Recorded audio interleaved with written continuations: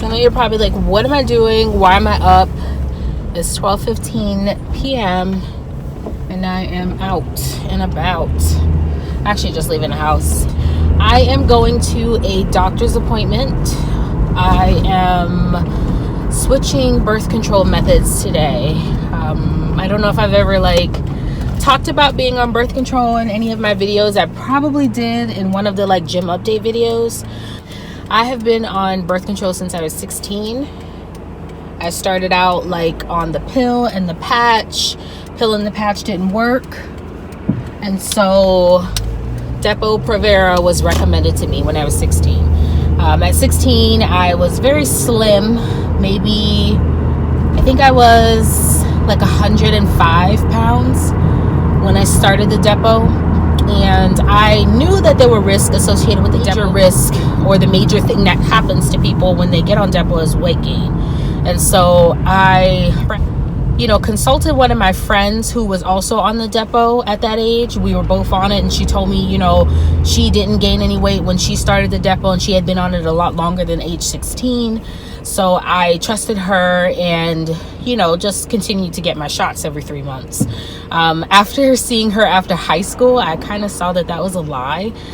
She did gain a little bit of weight, but I don't know if it was because of children, or because of the Depo. I don't know, but she wasn't as skinny as she was in high school, similar to me. So I've been on Depo since age 16. I'm 33 now, and it's been a lot of years of every 3 month visits. I did try to get off birth control one time for a year straight. I stayed off of it just to kind of see if my weight would change, and it didn't. And I know that this process is going to take a long time. It took years to put the weight on to where it is now, and so it's going to take years to get it off to go back down to what I was. And I know with my metabolism and everything, and with being an adult, it's not going to go back to the weight that I was when I was 16, but I want to come close to it. And I really don't care what anybody has to say about it. Every time I tell someone that I want to be close to 100 pounds, or 120, they're like, oh my God, that's too small. And it's it's my body. If that's the size that I think I want to be for me, then that's the size I'm going to be for me. This is none of your business. So I tried the patch again, as I think I tried it again 6 months ago, and I did it for 2 months, and I didn't like it.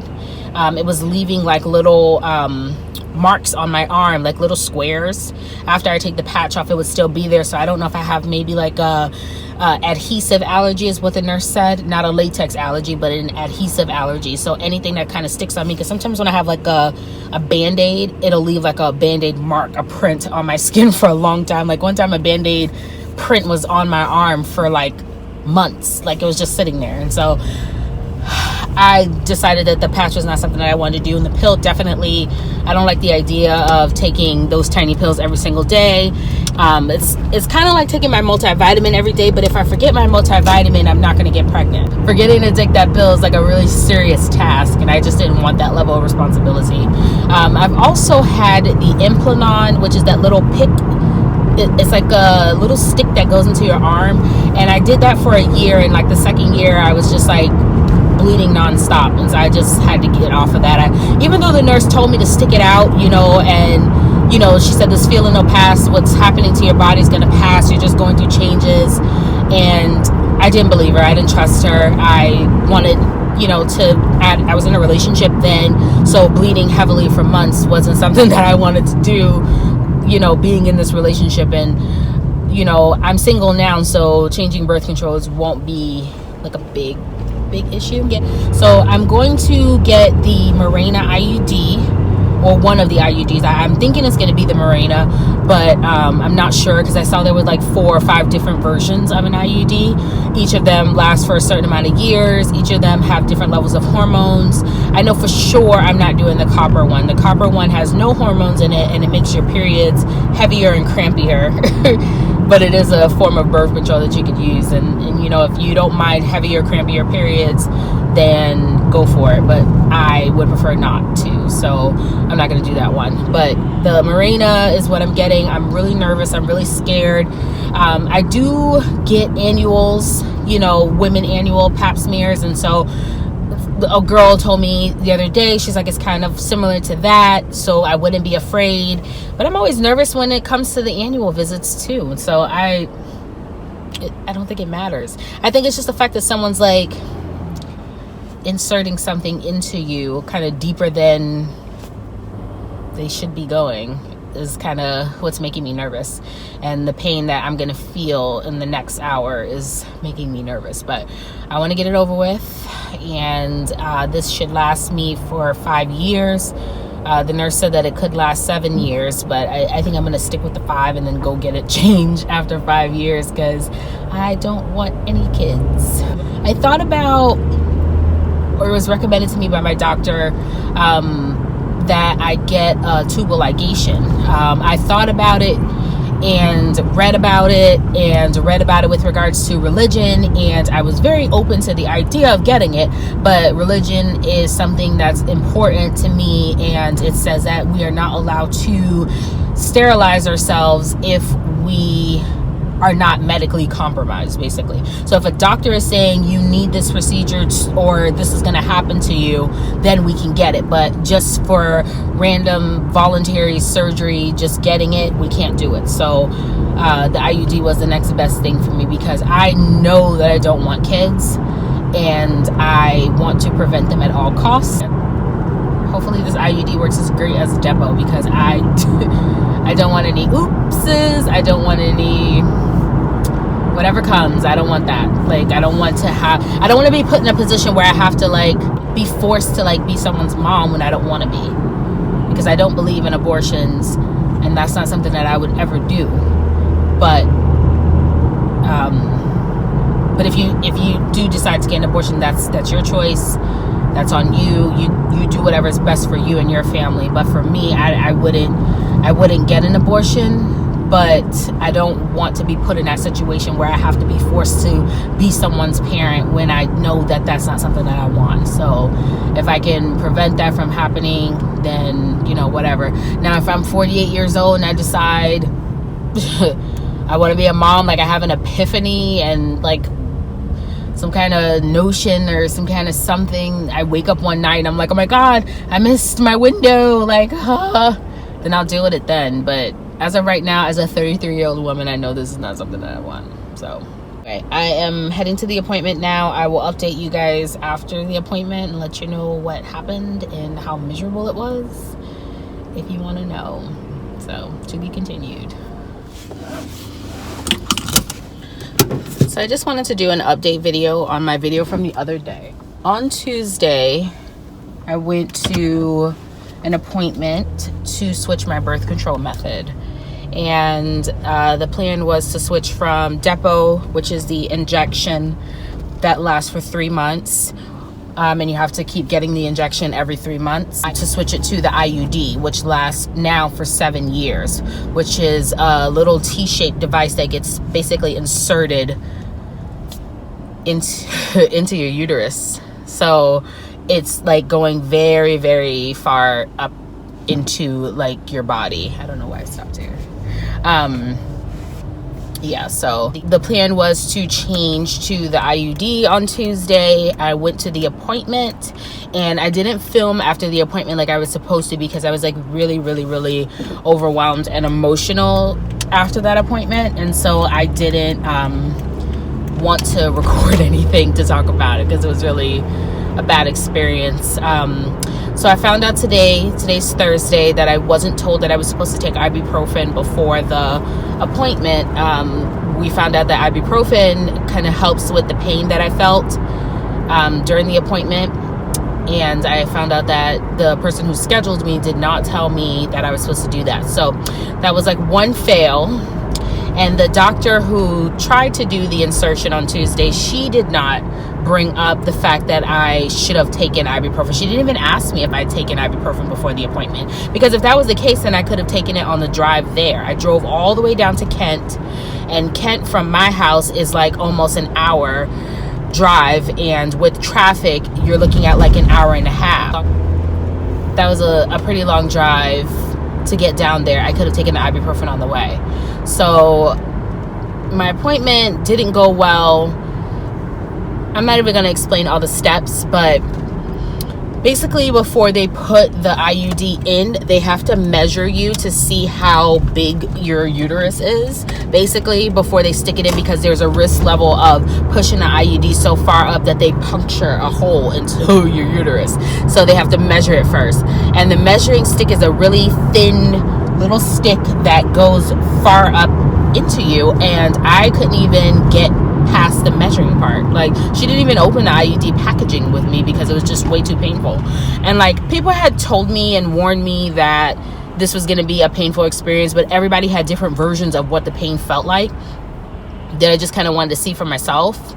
And I got a chance to see, and I really was uncomfortable. Like, it felt like it was like my uterus was like cold, and like a jolt of lightning was happening at the same time. It was like lightning, cold, lightning, cold.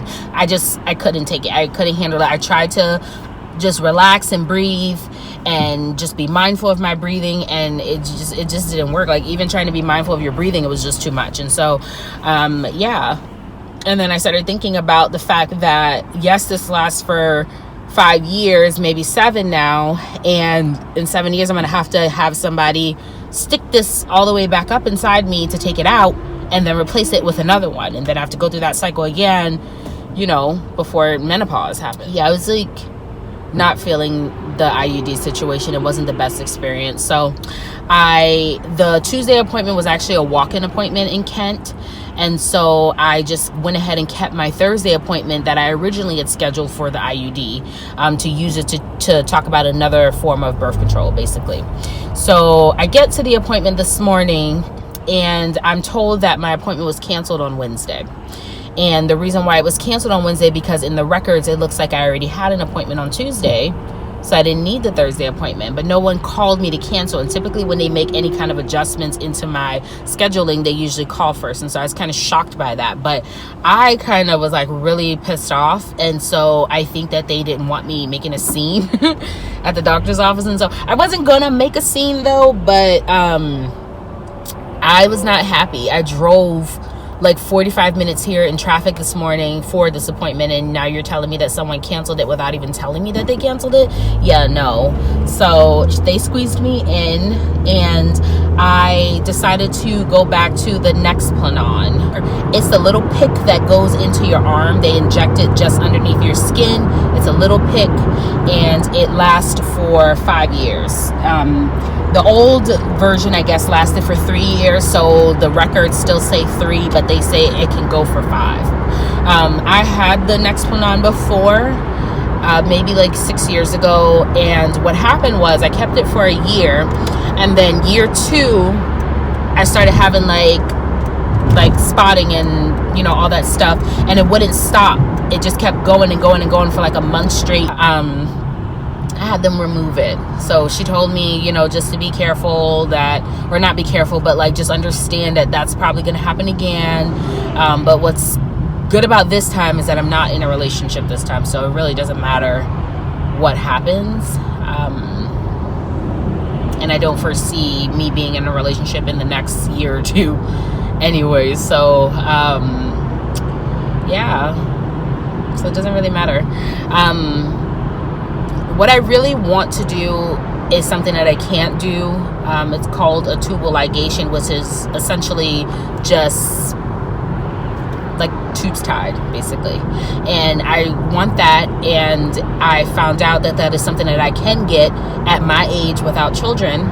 You know, most times doctors want you to have had children or to be at a certain age where you know for sure that you don't want kids, and it's been like my whole life.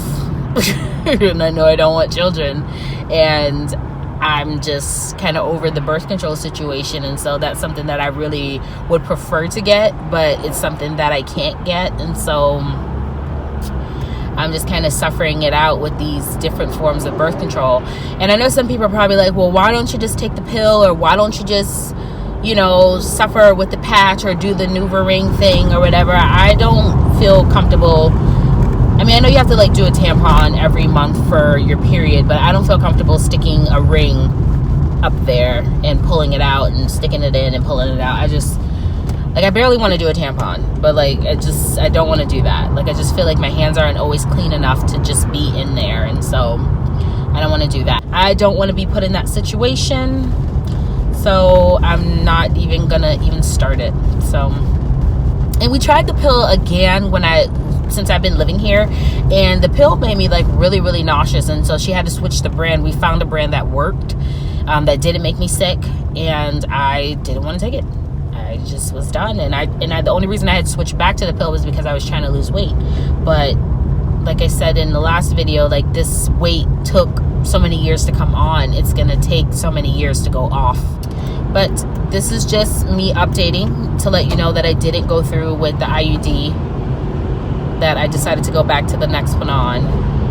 And this is my second time with the Nexplanon, and so we will see how this one goes, how this round goes. She said sometimes people have better success with it the second time around, and so we will see.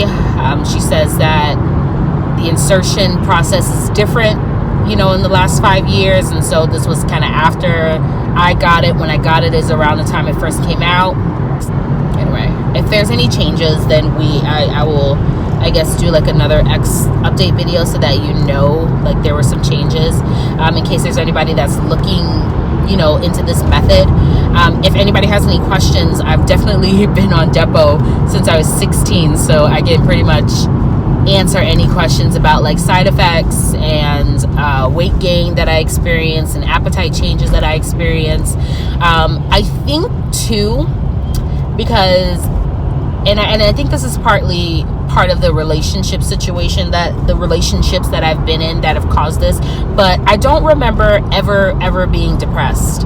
Like, I was always an anxious child. I always had a ball of anxiety. I was always anxious all the time, but I don't ever remember feeling depressed and feeling hopeless and feeling pessimistic all the time until the Depo, and until some of my relationships failed. Like, I had a really, really big relationship fail, and it was like an ongoing thing for years and years and years with this person, and it was a really unhealthy situation that I was putting myself in, and that triggered and opened up a whole world of depression for me. And so I do think that the Depo and birth control in general, I think, contributed to intensifying the depression that I was already feeling. I don't feel like I would be as depressed if I wasn't on anything. And so that's something, you know, to be mindful of, that this is going to change your hormones, and the depression that you may be feeling, like a little spark of it, may turn into like a huge fire. And be mindful that you're probably going to gain 100 pounds. With me, it was like 150. So just be mindful of that. But it was like 150 over 10 plus years. Well, that's my update video. So hopefully you guys are having a great day, and I will update you later. Bye. I forgot to add, I don't know if anybody is like super concerned with like how painful the process is for getting the Nexplanon, but it wasn't very painful. So the first steps is she marked the spot with a marker where she was gonna put the Nexplanon in, and so we got it in the the upper arm. What is this? The bicep. We got it on the side of the bicep, basically. So we did the upper arm. She said that she preferred to put it in the non-dominant arm. So my dominant arm is this one. So she did the left arm, and she marked the spot. She marked the insertion point and where the Nexplanon should end. She marked both spots. And then she did the iodine, which if you're allergic to iodine, I don't know what the option would be. I think or betadine. One of the dynes she rubbed it on my skin, the brown stuff that looks like blood a little bit. She rubbed that on my skin, and then she injected lidocaine into my arm, which basically makes the area numb. So she injects a lidocaine bubble into your arm first, and then I guess she pushes the needle a little bit deeper to inject the lidocaine into the muscle, and then she lets the lidocaine sit for a few minutes and test it out with a little needle, basically pricking little pieces of your skin to see if you can feel the needle. And that's how she knows when the lidocaine is working, basically. So once the area is numbed, then the process can start. I cannot tell you what the Nexplanon injector looks like because I did not look, and I knew if I looked I would have panicked, so I just kept my eyes focused on the ceiling, which there was nothing to look at on the ceiling but some little dots. I just kept my eyes focused on those dots, and I'm assuming it like kind of slides in because there's a little clicker that she was talking about. There was another nurse in the room training, so she was explaining the process as she was doing it, but it didn't hurt that much. It kind of felt like a pinch. It was like a little slight moment of pain, but it was a very, very, very subtle pain. The lidocaine does help to basically, you know, numb that area good so that you don't feel a lot of pain. So it was like a little pinch, and that was it. And then she put steri strips on, which is the little tape. She closed it up and then she bandaged it, and you're supposed to keep the bandage on. The instructions say for 24 to 48 hours, but she said that tonight I can take another shower. So tonight I will take it off. She said that the bandages basically prevents your arm from bruising, and the steri strips basically hold the wound closed so that it heals properly. She says the steri strips will come off on their own, not to peel them off. She said just let them kind of fall off on their own. She said if you do peel them off, what'll happen is the wound will open a little bit wider, creating a larger scar than you. But overall, the process wasn't that painful. I've had this like 6 or 7 years ago, but I can't remember like the aftermath, but I'm sure it wasn't that painful, because if it was, I wouldn't have done this again. So I'm pretty, my memory is not that good, but my memory is good when it comes to things that cause pain. Like the IUD process, she was telling me that the downtown clinic in Seattle would probably be willing to do a conscious sedation to insert the IUD. And she said that that's something that you would want to do. She could have made me a referral to see if that's something that they would be willing to do. I told her that I don't want to try that again. So, because I'm pretty sure they're not going to put me to sleep to take it out and replace it again in 7 years. They're gonna be like, oh, we don't do that, like, and now I'm stuck having to torture through this pain to get this out. Yeah, so I just wanted to update that part of the video because I like ended the video and then I was like, crap, I didn't even explain the pain level. So it's really tolerable. If you don't like needles, the lidocaine burns when she sticks it in, you feel the little needle prick, and then when she starts squirting the lidocaine into your skin, it's a burning sensation. But if you just kind of focus on something, put your headphones on, maybe listen to some music, it's probably similar to the pain of just getting the Depo injections every 3 months, which I'm a pro at because I get it every 3 months. And so yeah, yep, that's all. Bye.